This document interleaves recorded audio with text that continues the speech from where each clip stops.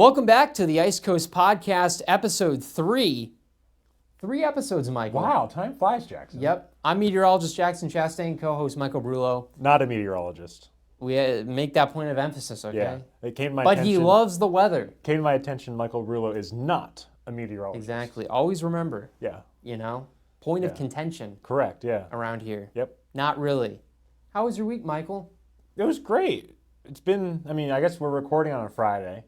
I think we recorded last weekend, so it's only been a few days since we've been back. But has been, but sometimes, maybe you did something cool. Through the magic of all this podcasting, they have no idea when we're recording unless we tell them. Exactly. Yeah, we're actually recording in June of 2027. Yeah, there you go. Just kidding. Yeah. No, I was very busy at work this week, which is good. I like being busy at work, so okay. I was working late last night.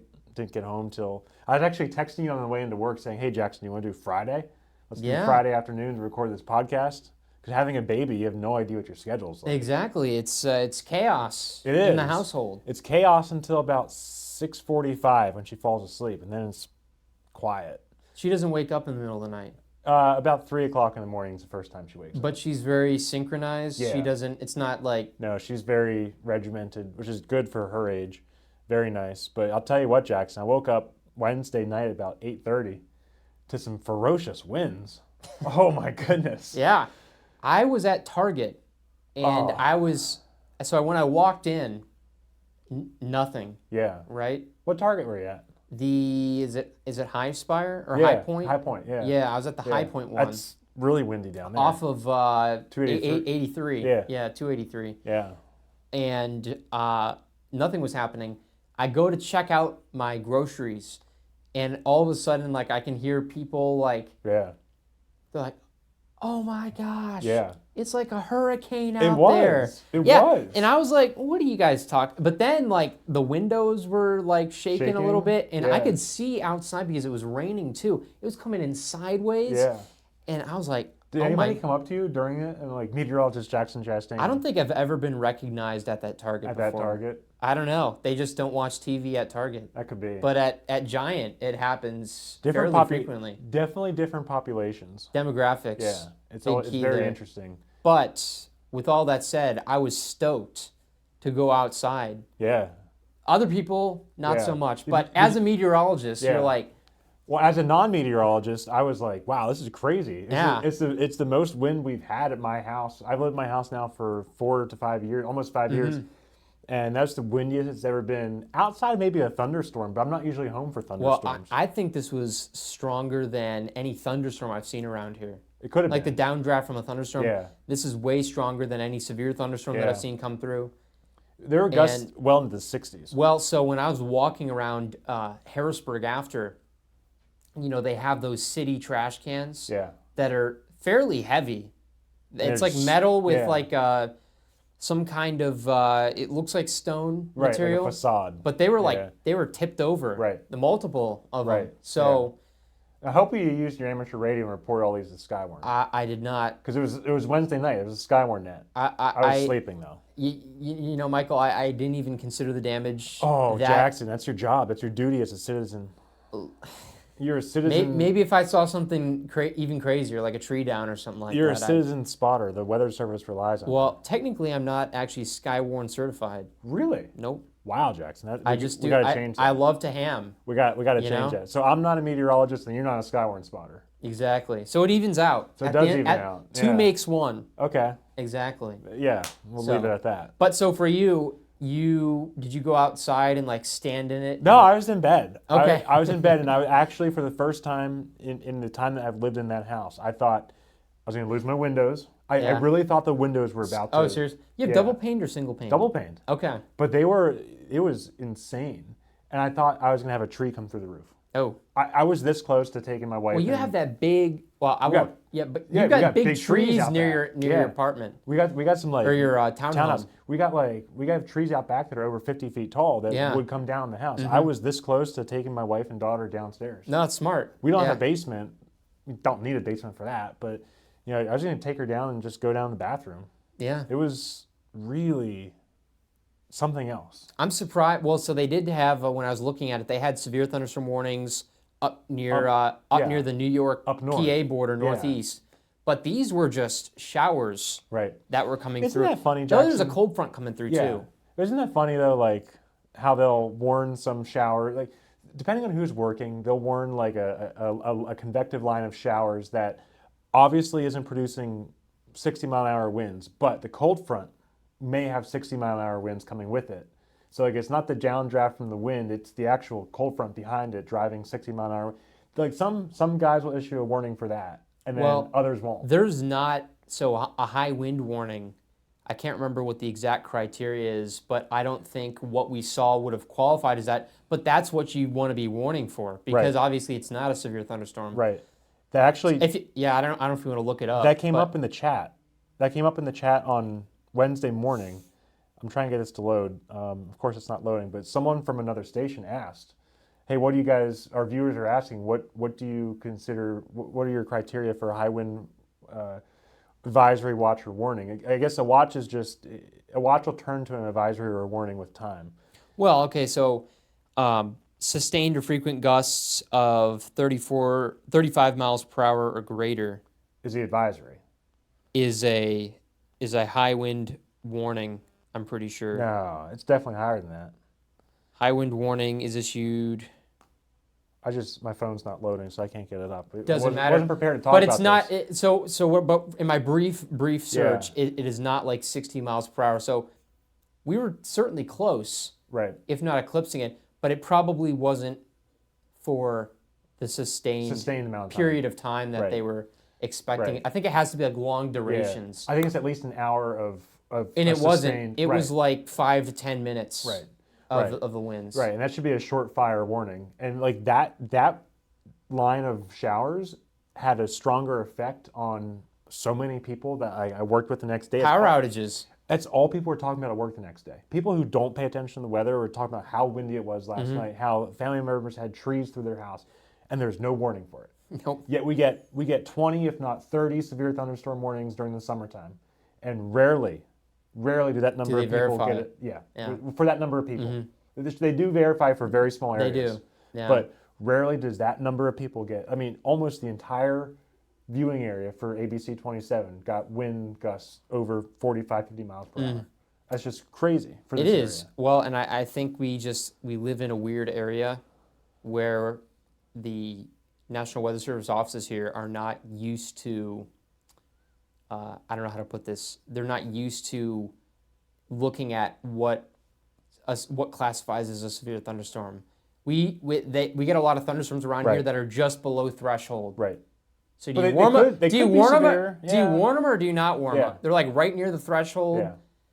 Sometimes they're below the threshold. Yeah, and they still get warned. That's a different story. They still get warned. Yeah. But it's just they get a ton. I'm not saying you need to warn what happened Wednesday night, but I'm saying if you're gonna warn some things in the summertime, what happened Wednesday night was way more impactful. Oh, 100%. Way more impactful. 100%. So I think that should be taken into consideration. It should be. Yeah. We'll see. Well, pretty soon we won't be talking about any of this because it's going to be winter. It is snow squall season. Increasingly looking more and more like winter. Yeah. In fact, I was looking at a picture on X. Yeah. I think it was X. Formerly known as Twitter. And it was like a picture of snow-capped mountains in Colorado. Okay. I'm pretty sure it was Colorado, and they said this is a picture that has not been seen since like 1976. Now, I didn't verify all of that, but you typically don't see a lot of snow all the time in certain places. Are they just saying this early? I don't know. Because I mean, I think any point in Colorado has snow. It was a very uninformative image. Okay. All I saw was an image of these completely snow-covered mountains, and like we haven't seen this since 1976. So I don't really know what they meant by that. But the point is, I guess what I'm trying to make is, it's looking like winter. Yeah. And ski resorts are opening. Yeah. Out west, especially. Anything in the Northeast yet? We'll get to that. We'll get to that. But that is I think tease, Jackson. I think this is a nice segue because our first topic of discussion deals with New England and the Northeast. Yeah, the Granite State. Why it's becoming more difficult. Yeah. To get the ski season started, especially around here. I've seen it around here. Yep. Not so much of a problem out west because they have the elevation going. It gets colder there quicker. But, so you actually sent me I did, yeah. This popped up on my Google News. And it was an article about, it was by Yahoo News, and it's titled, quote, U.S. ski resorts face harsh reality ahead of winter season. There's not much technology that's going to help you. And it's an article, end quote. And it's, the top says the cool down. I don't know if that's the website where it came from. I think Yahoo might aggregate the news from different. They do. Yeah. But so basically, the article is detailing how, especially in places like New Hampshire, which is what we're going to talk about, but we're going to talk about more broadly, it has become more difficult to make snow, to keep seasons over for longer. We've seen that at Round Top. But, so I'll go to this article and then we can open the floodgates. So the New Hampshire Bulletin reported that due to ongoing drought and warmer winters, ski resorts across the Granite State fear they won't have sufficient snow cover for the season. Since the 1960s, most of the snow from the resorts has actually come from Mother Nature, but from the barrels of snow guns. Right. So if you've never seen a snow gun, they're on the side of the resort. You inject water into them. They basically compress it. They shoot it out into the air. It freezes and it turns into snow. And it's snow. It's snow, but it does the trick, right? Yeah. You would not know the difference. It's little ice pellets. You would not know the difference if you're looking at just a the resort untrained eye wouldn't know the difference either. And in the Northeast, most ski resorts most of the snowpack is artificial snow nowadays. Yep. But way back when it used to be all snow, it's become increasingly artificial. And one of the problems that they detail in this article is that they used to just do it all in one go, make the snow all in one go. Yeah. And nowadays they kind of do it in spurts because we don't get consistently cold weather all the time. Right. And I'll go back to the article, quote, at 32 degrees, there's not much technology that's going to help you make snow if things aren't freezing. This is David Ulbrich, Mountain Operations Director at a resort in Guilford. So that's interesting. Thoughts on that, Michael? Well, you alluded to something that I didn't know was true back in the day, that they would just make all the snow at the beginning of the season and then it'd be enough to last because it'd be cold enough and there'd be real snow on top of it. That makes sense. I had no clue. Because around here, if it's below 32 degrees and it's dry, they're making snow. Yeah. Like there's I can't remember a season where Round Top wasn't blowing snow when it was cold enough to blow snow. As long as it wasn't as long as there wasn't bad weather coming or something, they almost always blow the snow. Right. Because they have to. Well, why wouldn't you? Yeah, they have to. But like we said on week 1 or week 2, we mentioned that last season, 24-25, Round Top had the most terrain open for the most season. Like it was the longest stretch they were open, and they had the most terrain open. I mean, they had gun barrel open most of the season. And we had an unusually cold winter as of recent. Right. Recently, it was actually a cold winter. Right. And so they were able to do that. Right. But the year before, go back to 2023-24, and it was actually terrible. Yep. Because we opened, I think it was sometime early in December, and then we closed for like 2 weeks. Yeah. I remember because it got too warm. Yeah, in January. It was like the January thaw. And then we opened up again. Right. It was like several weeks later, and then it closed like the first week of March. Right. So it was which is the normal now. It is. It is the normal now. But like you compare that to Breckenridge Ski Resort, where they're opening, or A Basin, they're opening like sometimes mid-October. Yeah. And they're staying open until sometimes May. Right. Sometimes. Yeah. Yeah, we definitely have the shorter season, which means they have to make snow whenever they can.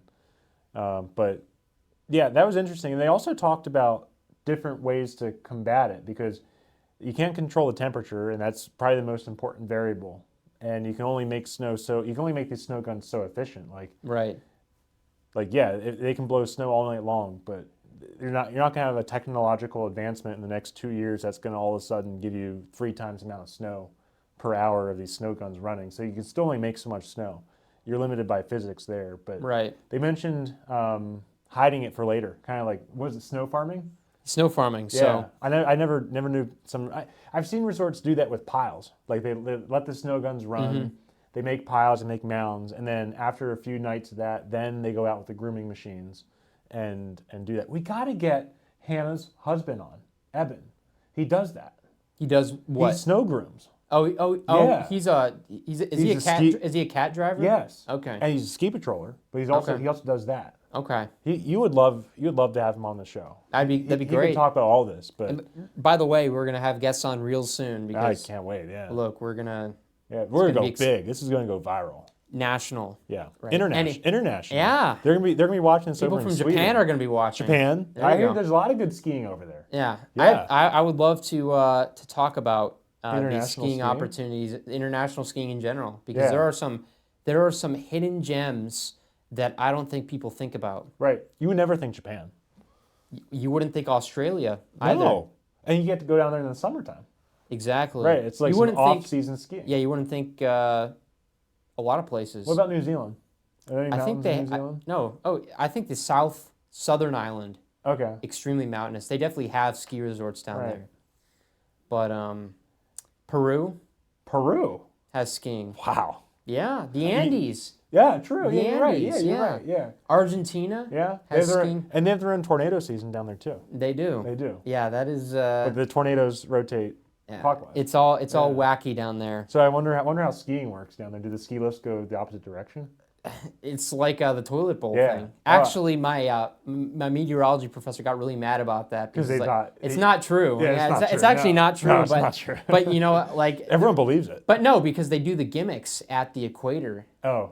That's probably where the people get it, right? I mean, What's the gimmick at what do they do at the equator? The toilet just goes straight down. they just have like a toilet out there and like look at it, like one toilet on this side, one toilet at this side, and they flush differently. Yeah, they change the flow. That reminds me of the people who balance an egg on the equinox.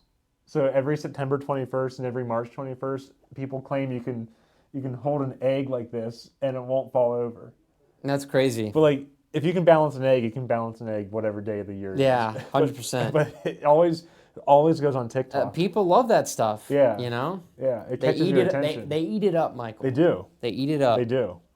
But I never knew about that snow farming, Jackson. Well, and I was telling you about this before the show. You see a lot of, I don't know if this is exactly the same idea, but you see a lot of resorts in Europe do that where they kind of put this, it's like a special netting or mesh on top of the snow during certain times, and it's to preserve it. From the sun? Yeah. Yeah. To keep it from melting. It keeps it around longer. Okay. So I'd be curious what kind of material I think they're called snow blankets. I could be wrong about that. I wonder if it's like, it must be a light color. It must be a light color and somehow I've seen darker colors, I swear. Interesting. But That's very interesting. It is. So that's one idea. The other one that they put out is open the resort later or push it back, which that's pretty much where it's heading anyways. Yeah. So they're going to have to Well, that's the only thing you really can do. Exactly. Because you can't open it before you have snow. Right. And then you just hope that you get a good enough base of snow. It's just funny to talk about this around here because around here you're just worried about them making snow. Mm-hmm. You're not worried about actual snow. But around here, you hope they get a good base of snow and they might stay open a couple weeks in March. Yep. It's always fun to look on Google Images because on Google Maps. Yeah. March, they take a lot of satellite pictures in March because the leaves are off. It's usually clear. Oh, seriously? Yep. Okay. So if you go back on Google Maps for a while, they had March of 2020 for this general area, and there was a little bit of snow down on Liberty and a little bit of snow on Round Top. So, okay. Yeah, I think it was like. But they'd closed for the season. But it was closed. Okay. Yeah, but you can tell they all piled it up towards the middle, and there's people are crazy who ski at the very end of the season in the mud. Well, have you seen the people who just ski on rocks? Yeah, I mean, it's kind of outrageous. I think if you have money to burn and your skis are on their last legs, why not shred them one last time? Like I said, I would never I personally, I get the people who like go to the top of the mountain. They seek out that patch of snow. Yeah, I think it's pretty dope actually. But I think so too. And I've skied. I mentioned before. I've skied. What's the warmest you've ever skied? The warmest? Yeah. I was at Seven Springs this past March. It was like mid-March. Yeah. And it was probably like 60 or 70 degrees outside. Okay. I was wearing a t-shirt. Yeah. It was that warm. Yeah. I skied a few months before I got married. So it was 2024. I was down in Gettysburg, and we had a weekend trip planned to go to get the cabin, and we were going to ski, and then we realized the weather was going to be terrible, so we ended up not skiing. But we skied Friday. My wife and I skied Friday in t-shirts. Yeah. 70. It was 73 degrees on the dashboard. Yeah. 73 in January. This was in January. It must have been a record high that day. But like that's one ski day I'll never forget. Was it slushy? No, it was perfectly fine. Yeah. It was perfectly fine. I actually like those days over a super cold day. Yeah. Because sometimes on super cold days you actually get the diurnal heating going on. Yeah. You melt the snowpack during the yep, day. At night it freezes over, turns super icy the next morning. Whereas you go skiing on a day where it's warm and you only got the heating going on and it's not, sometimes it is slushy. Right, there's a fine line. But sometimes it loosens up just enough that you get so much grip when you're going down the slopes. Yeah. Because I'm a big fan of like grippy snow. You know, it makes it easier to turn. Yeah. And stuff like that. Yeah, and that's what I was going to say. There's a fine line because once you get above freezing, the first stage that you notice is the wet snow. It's still snow, but there's a thin layer of water and it's just wet. Then it gets warmer than that. Then it gets really soft and mushy. I hate skiing because the thing about soft and mushy snow is, number one, it's slow, right? But like you mentioned, it's sticky. Yeah. And not necessarily like this kind of sticky, but like this kind of right? And it makes everyone a good skier. Right? It does. Yep. You go out on a cold day around here. You go out here. If you go first tracks in January in the morning, you'll see who the good skiers are and the bad skiers are. But on an afternoon where it's mush, everyone looks fine. Well, it's because everyone is confident. Correct. Because they know when they make that turn, they're going to turn. The snow is gonna hold. Yep. You know, whereas you're skiing on ice, and you can turn, but if you're a good skier, you're gonna do it anyways because you know it'll be fine. But if you're not, if you're like new, you're gonna be super cautious. Yeah. The thing about the mushy snow though, Jackson, is it really slows you down. Oh yeah. Like my first pair of skis were very short. I don't remember 160. You didn't get the micro. Not that short. Yeah. No, I'm not a micro guy, Jackson. It was 160. I think they were 160 or something. So for my height, they were tiny. But I was just starting. I wanted a pair of skis that outgrow in 1 year. I ended up keeping them for 2 years. Okay. But with those short skis, oh my goodness, you on a warm day you couldn't move because there's just you just didn't move. Yeah. Yeah. Easy to turn, but really hard to. That's the drawback. You actually have to use your poles. Yeah. Do you ski with poles? I do. Yeah. I see some people who don't. Yeah. And I respect them for it. Yeah. I sometimes I'll ski without pole. I'll hold my poles. I'll hold my poles all the time. Yeah. But if I'm doing like crazy terrain, I need to be able to plant my poles. Right. Especially if I'm like doing moguls or something. I guess it depends on the situation. Right. You ski with poles. I do. I don't really. I mean, when I'm thinking about it, I don't use them. Yeah. But when I'm getting lazy, I will I just use them as a gauge to know like how steep I'm turning, how steep the hill is. I don't know. The most I use them is getting on and off the lift, because to push off. Right. Yeah. And even to get on, because you get to the cattle chute, no problem, because you still momentum. Yeah. But once you stop in line, then you got to get going again. If you're in an open area, it's no problem. You can do that. But if you're in those cattle chutes, I know what you mean. Yeah. There's no doing that. So sometimes you can like like slip and slide your way forward. But that's like if you're not moving fast enough, people behind you get mad. Yeah. Yeah. So that's the only time like I need poles is if I have to stop in line, and you know what it's like, the snow gets all rutted out. Like you get instead of being a flat, you get like little cups in the snow. Yeah. And there's no getting out of those. No. Once you're stuck in one of them. Sometimes you can almost walk a little bit. Yeah. But yeah. And then you get people that put their skis on top of yours because they just have no awareness of what's around them. Look, yeah, I don't have nice skis, so I don't care. Yeah. Like if someone touches my skis, I'm not like, they're hey, made of what carbon. Are you doing? They're made of carbon fiber. They're gonna be fine. My skis are made of carbon fiber. I don't know what my skis are made of. Well, are they made of wood? No. Aren't those like the two? Maybe. So mine is like a metal core. Yeah. And then it's like carbon fiber on top and bottom. Okay.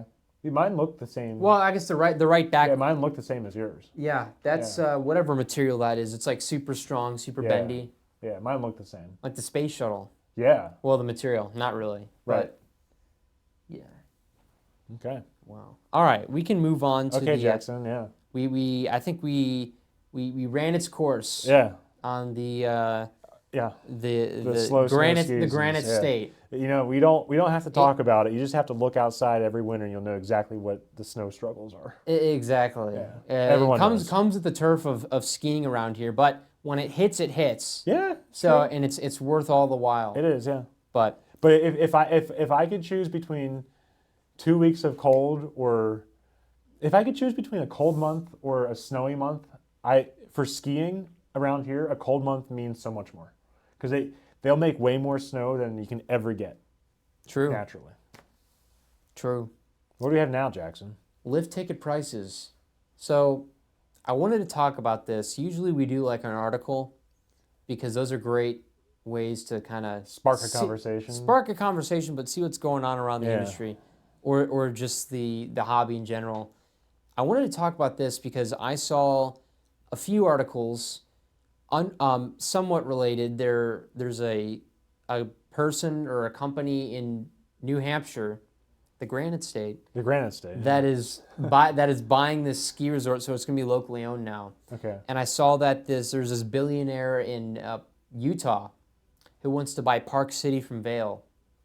Okay. And we were talking about this a little bit, but skiing these days, you know, your options between resorts are defined by your experience can sometimes be defined by who owns them, but the ticket prices can vary between these different companies. For sure, yeah. And so there's some people who think that skiing has become too expensive, lift ticket wise. Yeah. So I thought it'd be a great thing to talk about because I know you have opinions, I have opinions. So you know, we both get the Epic Pass. We do, yeah. Because that's who owns all the resorts around here. Exactly. I mean, if we had other options, I would explore them. But within an hour of my house, I think every resort within an hour of my house is Epic. I don't think there's a single resort that is not Epic. In Pennsylvania? No, that is like nearby us. Nearby, yeah. That is like immediately nearby Immediately us. nearby, yeah. So it only makes sense for us to get the Epic Pass. Right. There's another pass, though, that my brother talked about. I forget the name of it, but he was going to go out to Whistler. And it's... Whistler? Is it the Icon Pass? It might be, yeah. Mm. Yeah, it's like a different structure than the Epic Pass. Like the Epic Pass, you just like get unlimited, depending on which level you get. I get the local, Northeast local, whatever. Yeah, me too. Yeah. Yeah. So there's the Icon. So the two big companies, right?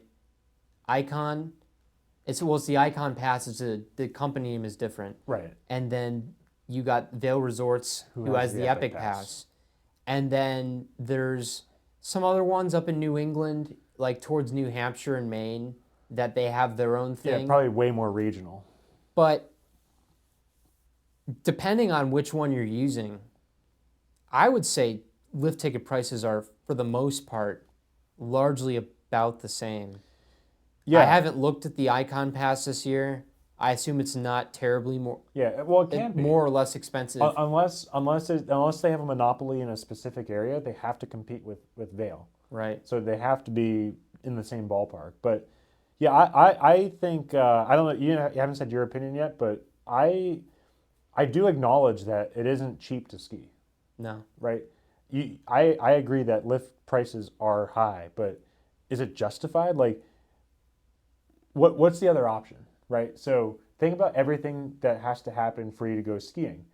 Around here, a ton of snowmaking, a ton of snowmaking. That's a lot. That's a ton of energy. Yep. They have their own water source, right? They have their own pond. They pay that off, I assume, over the years. But all the maintenance of these snow guns are expensive. Yep. I'm sure they're in the tens, if not hundreds of thousands of dollars. Right. Have to be, hands down. Oh, well, the system itself, it's not just the gun, it's everything. It's the piping, the pumps, all the electric. Right, the electricity needed to run these. I would love to know what's Ski Round Top's electric bill. Like, seriously, you would think they'd have solar panels on the other side of the mountain because of how much electricity they use. So anyway, what I'm saying is, it's energy intensive. The actual mechanisms are very expensive to begin with. You have the ski lifts, which are just running all day long from 7 a.m., 8 a.m. until close, right? That's a ton of energy right there. It's more electricity. You're paying ski patrol. You're paying the people at the lifts. You're paying the people in the lodges. Mm-hmm. These people aren't working for free. Nope. Right? So there's a ton of costs that people don't understand, or I don't think appreciate. Yep. And then you look at your price, right? So our Epic Pass, let's just say it's $500. Yep. I think it's a little more than that. $500. How many times do you think you go skiing a year? At least 20. Yep. Right? So when you divide that down, get your calculator out, divide that. I'm not going to try to do it in my head, but when you calculate that down, that rate, like, you're skiing for more than an hour, and then you're paying all these people there too, right? So like these, it's $25 a day, a day. Right, if you go 20 times.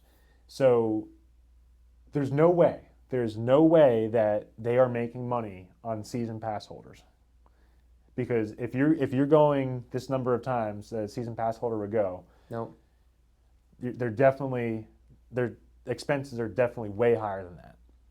Then you have these single day lift tickets, which are anywhere from $60 to over $100. Sometimes more than that. Right. So I think that's where they make it up. No, they do, and so I think, honestly, I think that's where the point of contention is for people.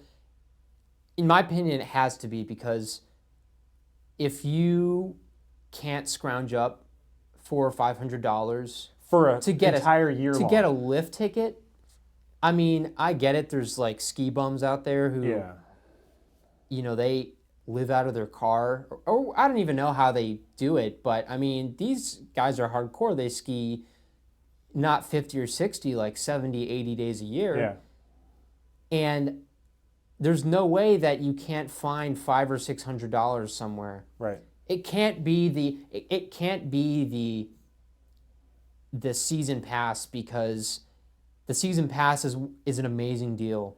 You look at any season pass for any company anywhere. Hershey Park is the same way, Jackson. To go to Hershey Park for a single day, you're going to pay probably close to $100 per person, depending on what kind of tickets you get. Yep.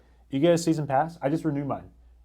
$259, less than $300. Yep. Right. It's still a lot of money. I accept that. But when you go a certain number of times, it just makes sense. And I'm thinking about this. I wonder if I think there's a group of people who aren't gonna ski 20 days a year, but they're not gonna ski like they're only gonna ski like but so I get it. I get it. There are people that, There's people who are not going to ski 20 days a year who are like, this is crazy. Right. But maybe they should then. Well, so if you maybe they should. Well, so if you go to, like, for Breckenridge out west of especially, and you want to buy a day pass for Epic, and I've been, before I got my season pass, I would go sometimes on trips with my friends, and we went to Keystone one year. And I think a 3-day Epic Pass was $300 to $400. Right. Okay, I get it. Yeah. I do, because it's a lot of money. You're skiing 3 days. Yeah. And you're spending the price of the Epic Pass, but I don't know. They have to make income though. They can't just let you ski for free. Exactly. Well, I think it's a good business model. Oh, I don't know about that, Jackson. You don't think so? I struggle to see how. I don't think locally, I don't see how these small resorts are profitable. I really don't. I think it requires these large companies that operate these huge resorts out west. Yeah. To support these local ones, because I shouldn't say they're not profitable. I should say I believe their margins are a ton slimmer here than they are out west. They are. Yeah. Well, okay, but because what we're comparing, like. Yeah, you're right. Well, yeah. we're comparing Round Top Mountain. I know. To Breckenridge. Yeah. To Breckenridge or Whistler. Yeah. Or Keystone. Or Keystone or whatever resort that you want to choose. I know. Yeah, it's not a fair comparison. I get that. Like, I can't remember. Like, but it's all we have. I've personally never met anybody who has showed up. Actually, that's not true. I think a friend of mine, I took him skiing one time. I think he bought a day pass to ski with me at Round Top. Yeah. But I don't know. I agree with you. I don't think you're going to find very many people who are going to buy like single day lift tickets to go ski at Round Top. Yeah. But I think you do. I think they're the same ones who are renting, right? Like Round Top, I try not to go during the day on the weekends because of how busy it gets. But when I'm down at Liberty, I am there during the day just because it's further from home, so I'm going to stay longer. Mm-hmm. And I'll tell you, once 10 or 11 o'clock in the morning rolls around, the buses come up from Virginia and Washington, D.C. Yeah. I went to Liberty on a weekend. Yeah. It was horrible. Crazy. So it was like a traffic jam to even get into the parking lot, and then I had to park like way in the back. Yeah. And then I hiked all the way over to the mountain, and then the lines weren't that bad, honestly. Yeah, but there was like 1 million people there. There are. So I think these resorts are only profitable because a fraction of those huge crowds don't have season passes. But okay, so that's what I'm saying. It's a good business model because you're putting in place artificial crowd control. Yeah. Because imagine this scenario. We're at Liberty, we're skiing on the weekend, but instead of $100 lift tickets, they go down to like 40. Yeah. Because I skied in Maine one time. Yeah. And I had an amazing experience there because I was able to get a single day lift ticket for like $30 or $40. Yeah. So an amazing good deal. But that is just not, I think, sustainable. No. It's not sustainable for a resort like Liberty whose skiable terrain amounts to less than 1,000 acres. Right. Probably a few hundred acres. Oh, yeah. At best. Yeah. The actual slopes. Yeah. Way less. Skiable terrain is only a few hundred acres. I don't even know about that, Jax. I think it's whatever. I think it's small. But I guess my point is, what I'm getting at is, I'm fine with the ticket prices because I think that's just the cost of doing business. If you want to ski, if you really want to ski, you're going to do it anyways. Yeah. You know what I mean?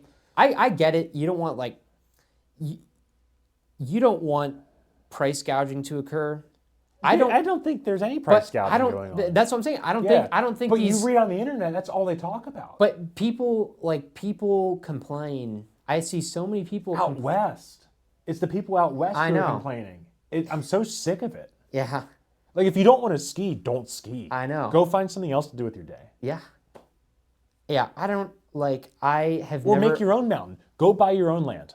Well, go buy your own mountain. Cut your own trees down. Exactly. Make your own snow guns. Hire your own staff. Make your own, you have no idea. These people complaining, Jackson, they've never run a business in their life. Nope. They've never run a business in their life. They have no idea what anything costs. Yep. And I don't know. I think to me, it is like, my goodness, you are getting to do something that most people in their lives don't even get a chance to do. Yep. You know what I mean? I've skied more than like 90 99% of people. 99% of people on this planet. 100%. 100%. So have I. And I've skied a fraction of what you ski. And it is a blessing, and it is something that I think it gets lost in translation. And I get it. Like I said, you look at your pocketbook, you're like, oh, this is gonna hurt. But if you really care about the price that much and you really love skiing that much, you should buy the season pass and get over it. Jackson, I'm gonna you're going up on a lift and then you're going down awesome terrain, and that's all there is to it. I'm gonna sound like a boomer here, but these people who are complaining about ticket prices, I guarantee you, stand in line at Starbucks and pay $6 or $7 for a sugary, milky coffee with hardly any coffee in it. Yeah. I guarantee they do that 100 times a year. Yeah. That is more than the season pass. Because they love coffee that much.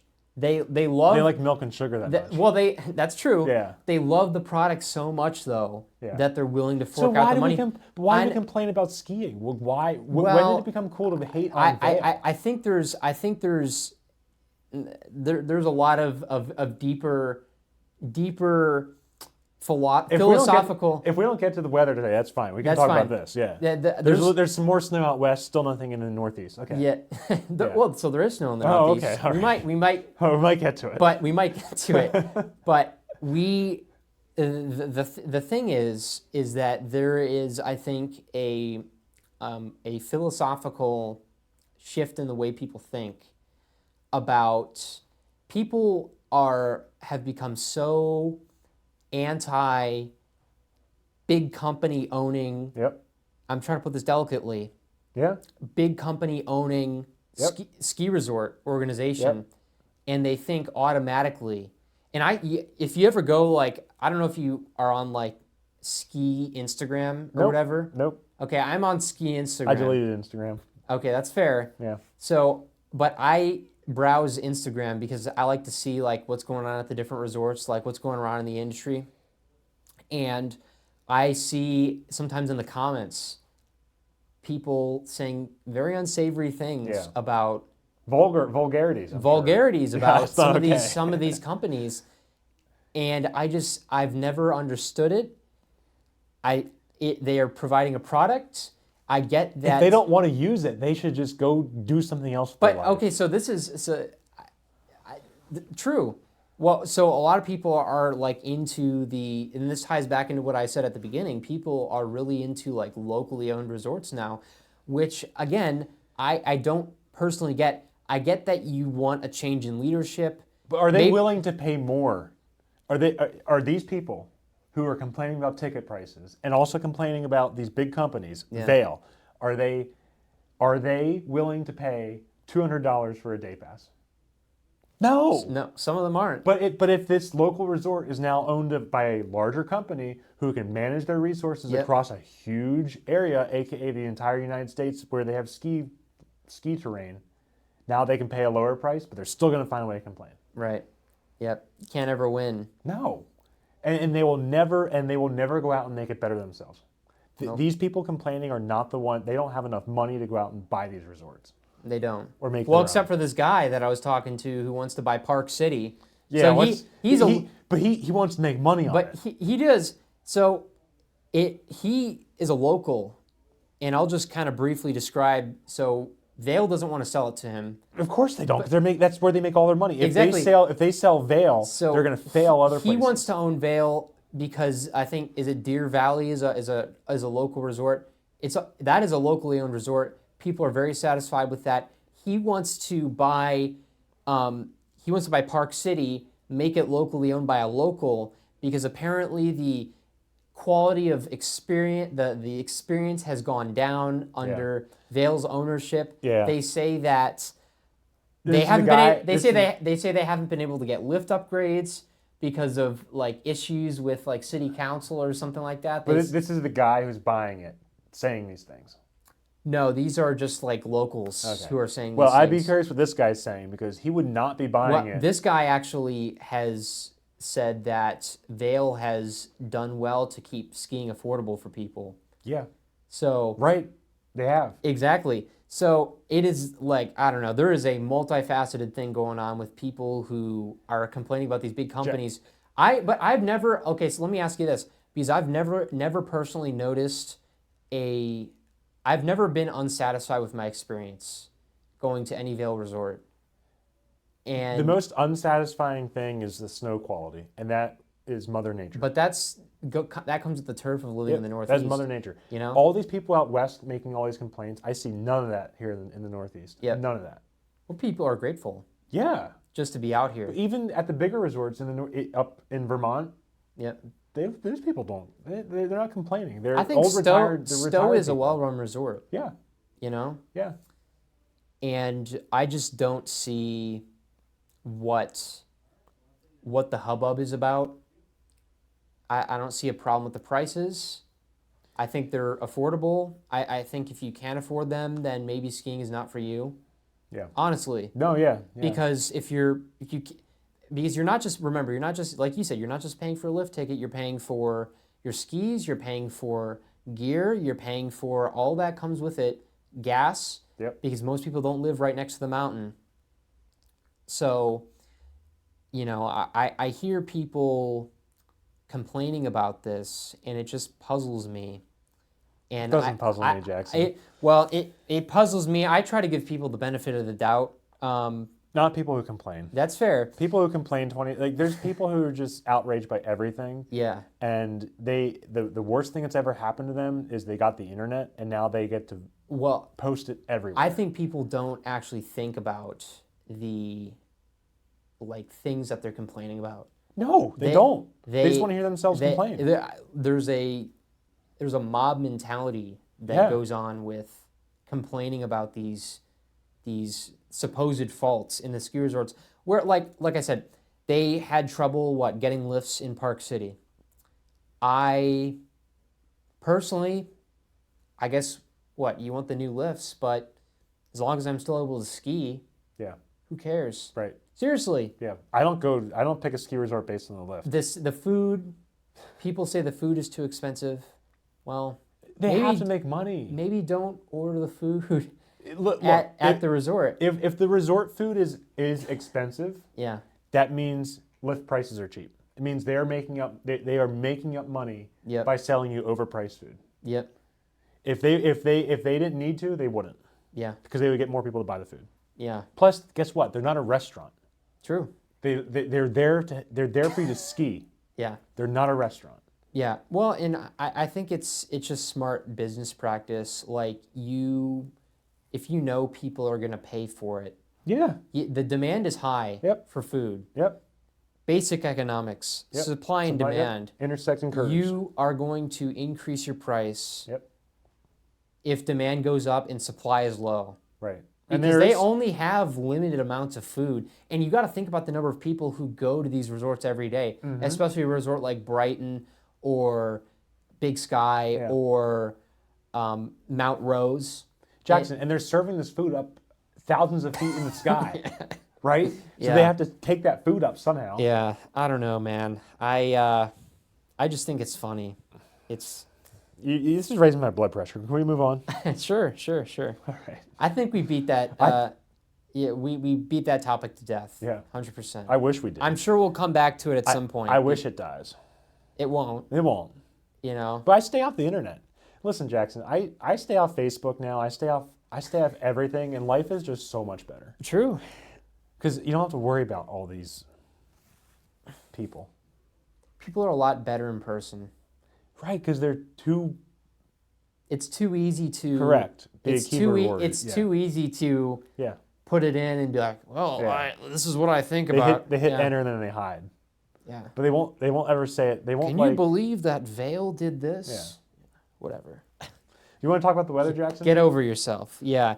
So we talked a little bit about snow in the Northeast.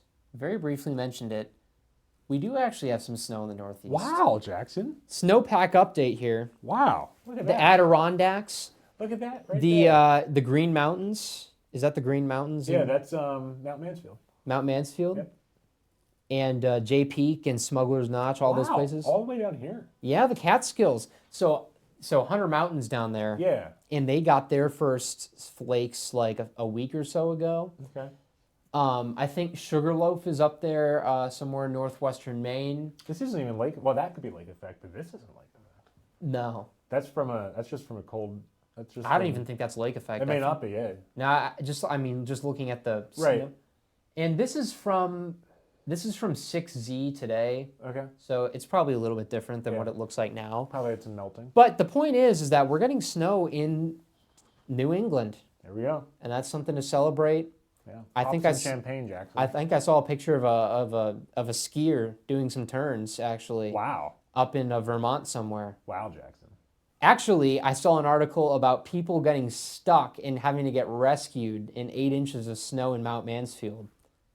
Stuck in what? In the snow, I guess. Skiing? No, they were hiking. Hiking. And apparently they were only wearing sweatshirts and like sweatshirts and what are they called? Sweatpants. Okay. This is from Snowbrains. I was looking at the Snowbrains, the website. I was looking at it. Yeah. Man, these people didn't pay attention in biology class. They didn't study Darwin. Look, Michael. What can I say? I'm just excited that we got snow up here. Finally, we've been talking about snow out west for... I'm sure the western map probably blew up. Oh, yeah. Yeah. We could have shown the western map, but I had to show this. Yeah, this is good stuff. Closer to home, the other thing I want to get to, this is much more important, hallelujah, the Farmer's Almanac. Are you laying this on me now at the end of the episode, Jackson? Yep. Jackson, this is a whole episode. You're going to have to compress it. The Farmer's Almanac announced a day ago that the 2026 edition will be their last ever. Boo-hoo. So they're giving up. That's what I say.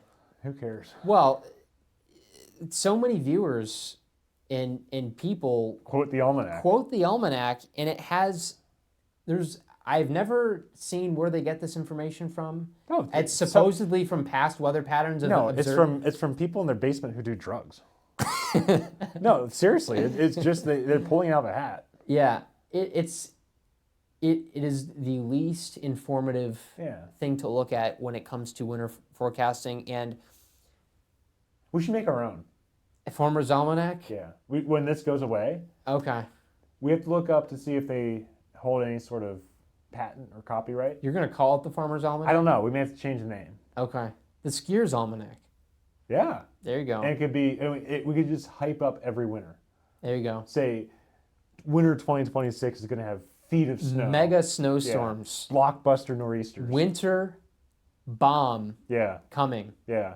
Yeah. What did that guy from AccuWeather used to call them? Bomb cyclones? Yeah, well, yeah, but before... But that's a real term now. Yeah, before that, he used to call Snowmageddon. Snowmageddon. Yeah. Yeah.